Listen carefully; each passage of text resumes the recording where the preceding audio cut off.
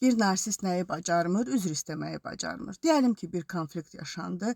Narsist heç vaxt gəlib birinci üzr istəməyəcək. Onun bir yüksək egosu var. Sanki başında belə bir tacı var, tacla gəzir və o düşünür ki, üzr istəsə, onun bu tacı başından düşəcək. Və daim qarşı tərəfi günahlandırır. Günahkar hər zaman sənsən. Bir məsələ yaşandı, bir konflikt yaşandı, bir anlaşılmazlıq yaşandı. Nə olursa olsun, günah səndədir. Onda heç zaman günah olmur. Əslində narsistlərin özlərinə də çətindir. Bu onların ailə üzvləri ola bilər, bu hətta onların övladları ola bilər. Çox darıxarlar, çox özləyərlər, çox sıxılarlar o insan üçün, amma ilk addımı atmazlar. Hətta övladları olsa belə ilk addımı atıb, balam mən burada səhv elədim. Və yaxud həyat yoldaşına desin ki, mən burada səhv elədim. İndi bir iş idi də oldu, bir söz idi dedim məsələn.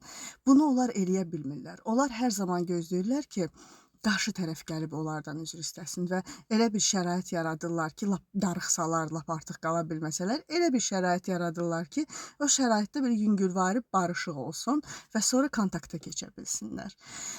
Bilirsiniz, gözəl bir film var idi, Şahrukh Xanın oynadığı. Orada deməli belə bir söz deyir ki, üzr istəməklə nə kimsə böyümür, nə də kimsə kiçilmir. Amma kim ki üzr istəyir və kim ki bağışlayır, demək ki, onun çox böyük ürəyi var. Bu həyatda qüsursuz insan yoxdur. Səhvsiz də insan yoxdur. Hər birimiz insanıq. Emosiyalardan ibarətik. Təbii ki, bəzən bir-birimizin qəlbinə dəyə bilərik, bir-birimizi qıra bilərik, bir-birimizi incidə də bilərik və olur da, hər kəsin həyatında olur. Bu da həyatın bir parçasıdır, bu da insanlığımızın bir parçasıdır və bu tamamilə normaldır.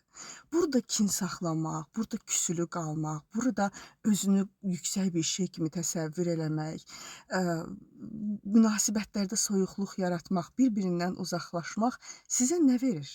Nə əldə edirsiniz? Əziyyət çəkməkdən başqa nə qazanırsınız?